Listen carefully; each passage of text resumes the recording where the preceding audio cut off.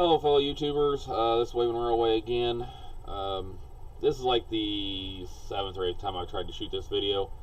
It was originally going to be an unboxing video, but I gave up on it due to the fact that I was having to constantly retape the box as a kind of a cheat.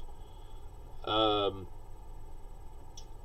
what we're just going to do is we're going to do a quick review and a comparison between a Rivet Counter and an Operator Series Pullman Standard car from Scale Trains. They are a Pullman Standard PS-2CD 4785 center flow covered hopper. Both of them are in the Staley road name. The Rivet Counter is road number 35114, and the Operator Series is a road number 35069. As you can see, there's the end of the boxes. The boxes are actually fairly similar besides the printing.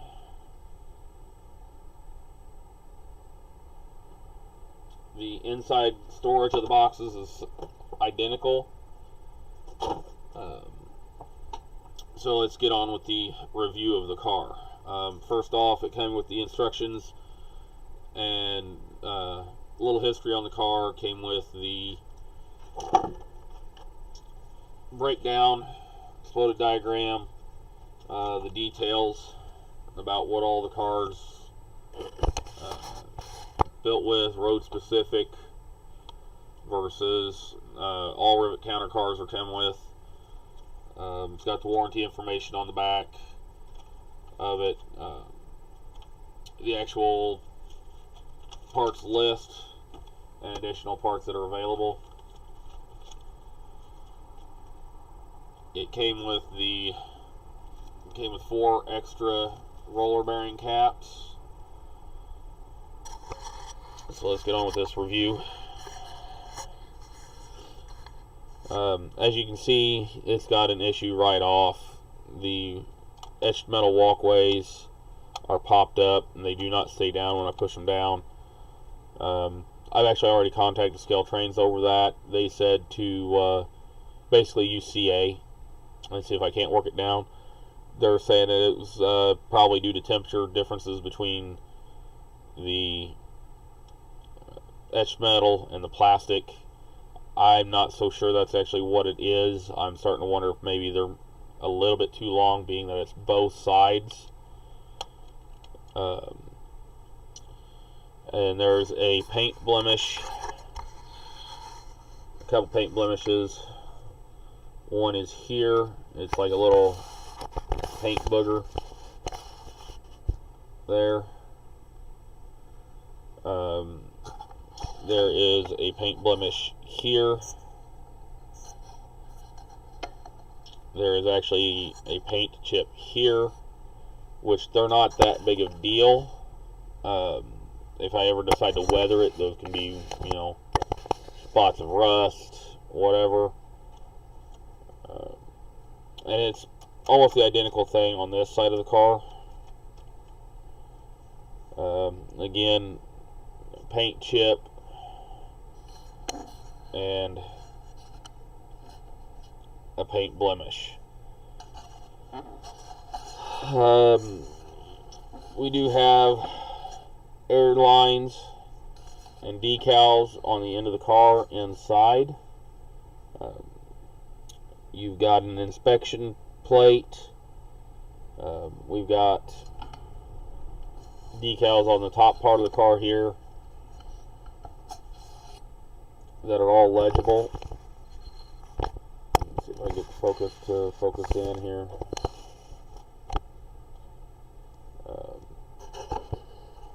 You can actually read that one pretty well. Same on the other end of the car on that. You should be able to see the brake detail here. You've got brake chain, brake wheel. You got an etched metal end plate or foot plate. You got all the brake lines. You got separately applied grab handle up here. Separately applied steps for the ladder. One thing I will tell you is these are very fine. I've already noticed one of them is broke. And then we've got the brake line detail here. There is actually brake line detail that runs under the car.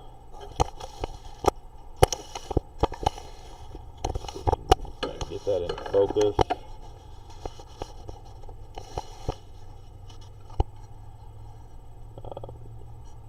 And then again, the rotating bearing caps.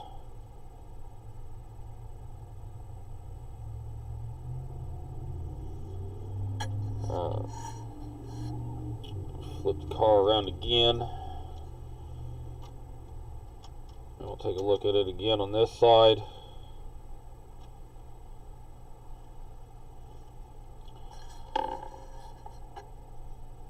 And here's the one that is broke. I've already contacted Staley Trains over that, and they are sending repair parts.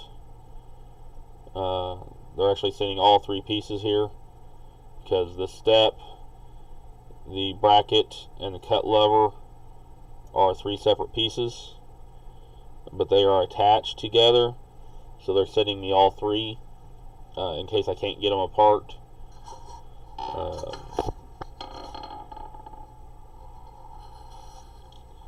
Other than that, we'll move on to the comparison between the two. We'll start off with the fact that there are some decals that are different. I'll do a roll by here real quick of both cars. First is the Rivet Counter Series, and pay attention to this detail plate and this decal, and also this decal and that decal.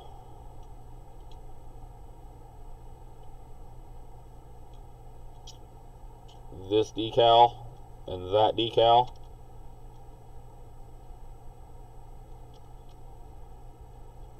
As you can see, no detail plate and decal, no decal, no decal here, no decal here. Other than that, you don't have the decal here. The decals that were on the end of the car are just the road number. You don't have the red letter decals there. There's no red letter decals up on the rooftop. It has the plastic walkways.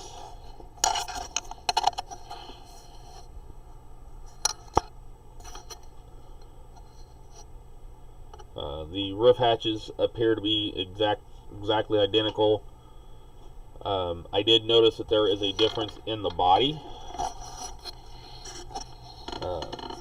The end of the body on both cars, on the Rivet Counter or on the Operator Series, this bar goes all the way up to the top, this bar goes all the way up to the top, and this bar goes all the way up to the top. And these beams are a little bit thicker. The steps are not out as far. And we'll go down here and we'll take a look at the Rivet Counter Series.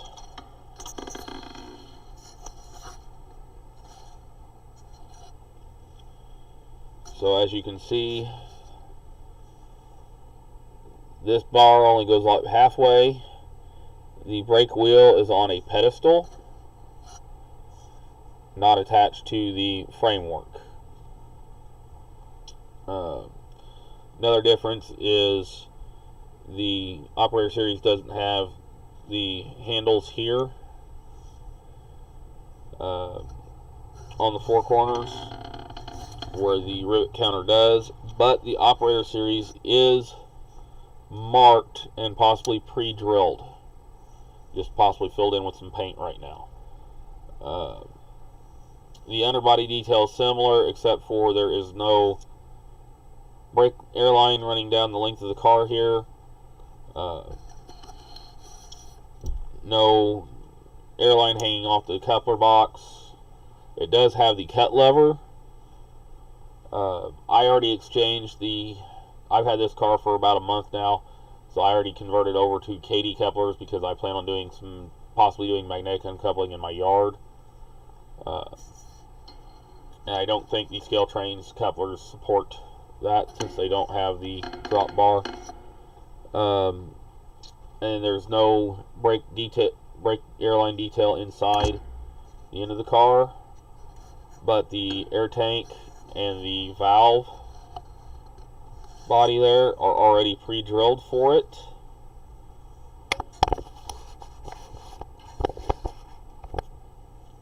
It does not have rotating bearing caps.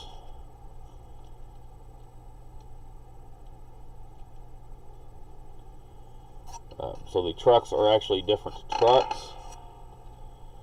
We'll lay them over here on their side real quick, and we'll take a look at the actual underbody detail.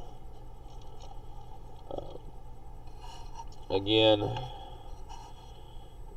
the Operator Series does not have, you'll see here in a little bit, the brake bar underneath. This detail here is pretty similar, no brake lines.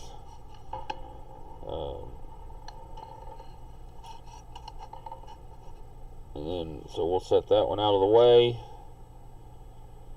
Over and we'll look at the rivet counter. As you can see, you've got a brake line up here, runs the full length of the car. No, actually it's right here. It turns and bends down, then comes up. You've got brake bars inside with simulated brake shoes.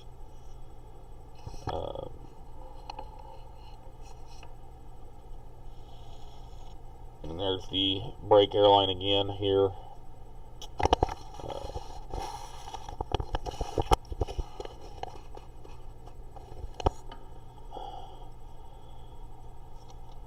And the simulated brake bars with brake shoes.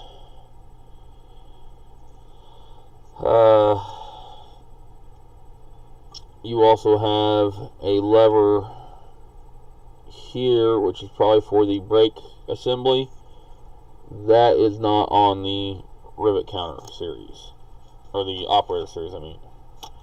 So I just now noticed that one. All in all, the Rivet Counter is worth the difference in price. There's a lot more detail parts. I didn't pay for the Operator Series. It was a free shipment.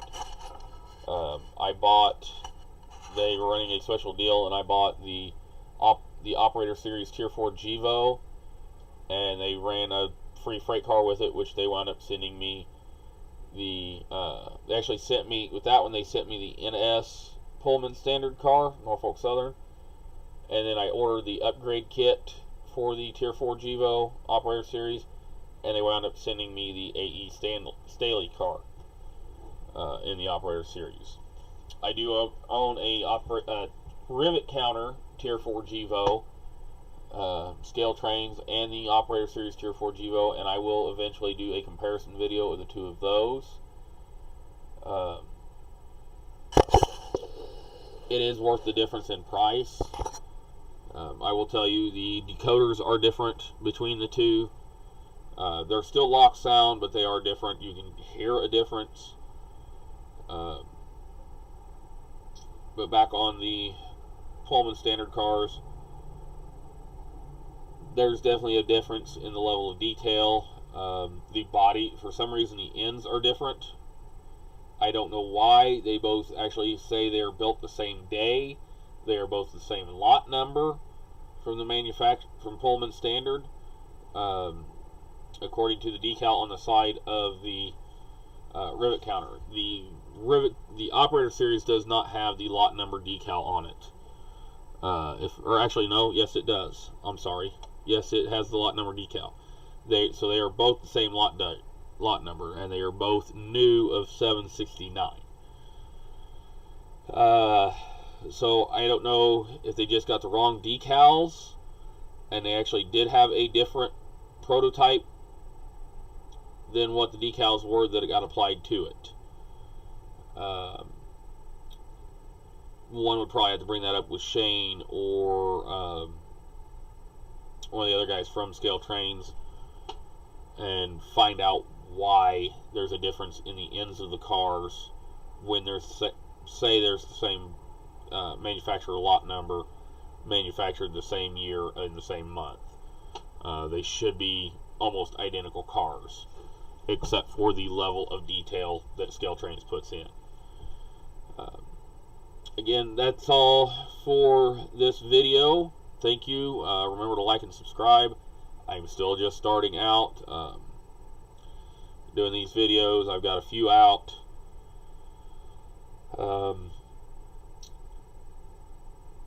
I can also be found in the nightly chats with YouTube model builders in the Pier.in. I'm also on the live shows every Thursday usually, when I can be home for them. So remember to check those guys out. They're very knowledgeable. They're very willing to share their knowledge. So I'm giving a big shout out to Bill and Johnny and Andy and Ralph. They've been a big help to me, and I'm sure they can be a big help to you if you're just starting out and wanting to know this stuff. If you have any questions on these cars, leave a comment. I usually try to reply to the comments that I'm getting at this point. Eventually, maybe I won't be able to, but as of now, I try to reply. So, again, like and subscribe, and we'll catch you later.